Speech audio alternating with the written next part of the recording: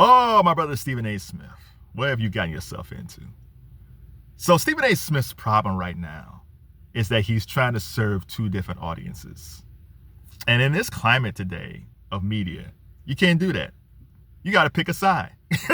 Now, to be fair, we're all moderates. Very few of us are hard left or hard right. A lot of us are moderates. And most times, either people are either moderate left or they're moderate right. And I think Stephen is not wrong to have these different views across the board. But if you talk about media and TV and podcasting and all that stuff, you can't serve two masters. And he's confused why everybody's criticizing him. Don Lemon's criticized him. Troy Reed's criticizing him. And he's like, hey, man, I give back to HBCUs. You know, and he does. And to be honest, he does feature HBCUs on First Take. He did grow up with his mom and a bunch of sisters. So when people say he hates black women, you know, I'm sure he takes offense to that because he was raised by black women. But here's the problem I think Stephen A. Smith don't understand.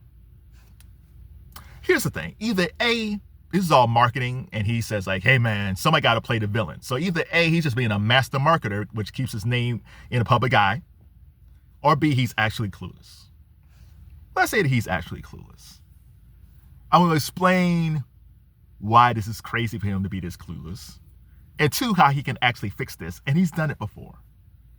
So Stephen A. Smith's problem is that he's trying to serve two different audiences. You got the ESPN First Take audience, which is mostly black, and who has been his base audience for years, where they're watching him do his podcasts, especially like Straight Shooter, and all of a sudden he has these like right-wing type ideology. And most black folks, there's no monolith when it comes to black folks. Like you could be conservative, liberal, whatever. But sometimes some of the things that he says just doesn't feel right to a black audience. He's criticized Jasmine Crockett. He's criticized Kamala Harris. So now he's alienating black women. So you have that side. The other side, you have the Straight Shooter Stephen A., where he's kind of conservative. He's not all the way conservative. He's not Jason Whitlock, which is funny because Stephen A. hates Jason Whitlock, and Jason Whitlock, I think, despises Stephen A. Smith. But Jason Whitlock is that guy all the time. And when you go hard right or real conservative, if you're a black media person, you got to stay that person. They don't want you being wishy-washy. They don't want you to have a conservative thought one day and a liberal thought the next. They don't like moderates. Just across the board, they don't like moderates. But Stephen A. is always trying to thread the needle. Like Renee Good, on one day he's saying like she shouldn't have drove away from the ICE agents.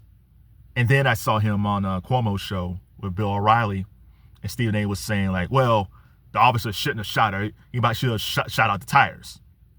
Now, I kind of understand him saying like maybe she shouldn't have drove away. I actually understand him saying like maybe the ICE agent should have shut out the tires. I kind of understand it. But in this climate today, you almost got to pick a side. It's a no. Like it's wrong for that she got shot. Regardless she drove off or not, she shouldn't have got shot. That's just bad. I don't even want to say police work because ICE isn't police. It's just a bunch of random dudes with masks over their faces. But he's trying to thread the needle. It's like he says something conservative and then he backs away. You can't do that. You can't do that.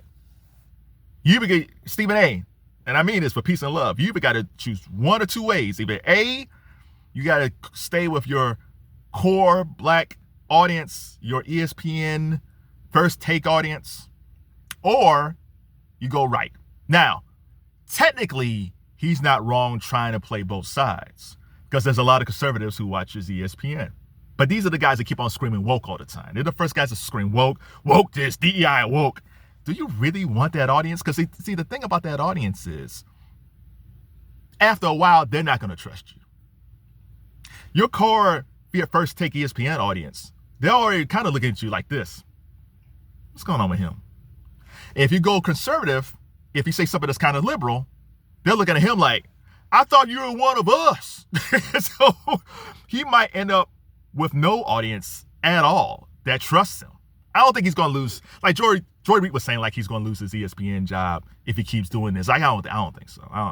Stephen A. is still money for that network. So no, I don't think. One of these days, the Stephen A. Smith train is going to end, but I don't think it's anytime soon. But he does run the risk of alienating both his audiences. Now, here's what I think. Your bread and butter is ESPN First Take NBA. I know you want to do different stuff. You want to put out your thoughts and feelings when it comes to politics. And if you want to do that, that's perfectly fine. But it's not going to end well for you. Here's why I think you should. If Stephen A. Smith is listening to this, here's what I think he should do. And who am I to give him advice? He's rich. But let's go old school Stephen A. Smith. Old school young Stephen A. Smith, back when Allen Iverson was playing in the NBA. Stephen A. Smith on ESPN had this show called Quite Frankly.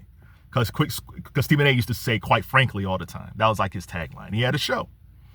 And it was a great symbol of him standing. It was great. Where he interviewed athletes. And I think he had the athletes, actors, and actresses. That's who he really is. He's not a political guy. I mean, we all got political thoughts. He's not a political guy. He's a stargazer. And I felt like when was it Jason Kelce? When ESPN gave Jason Kelce that late night show, which was horrible. It was just horrible. When they gave him that show, I said, this is ridiculous. You already got a late night host in Stephen A. Smith. Just tell Stephen A., hey man, we're looking for a late night show. We need you to have your contacts that you have in Hollywood or in sports. And just every episode, you just interview one or two people. And that's who I think he should go back to. I really think he should go back to that, quite frankly, Stephen A. And just interview athletes, actors, entertainers. What's the latest movie that's coming out, the latest TV show, what athletes are doing after they retire. That's what he should be doing. Now, again, if he makes this pivot, it's going to be a while for the ESPN Black Foundation audience to like him again, fully. Because it's almost like, let's just watch and see what happens. But to be honest, forget about straight shooter, man. Just forget about straight shooter because you're not conservative enough. Stephen A. Smith is a moderate. He's not full MAGA. He's not full conservative. He's not that guy. He's going to tick off a lot of people on the right if he goes left sometimes. So forget about straight shooter. Forget about that.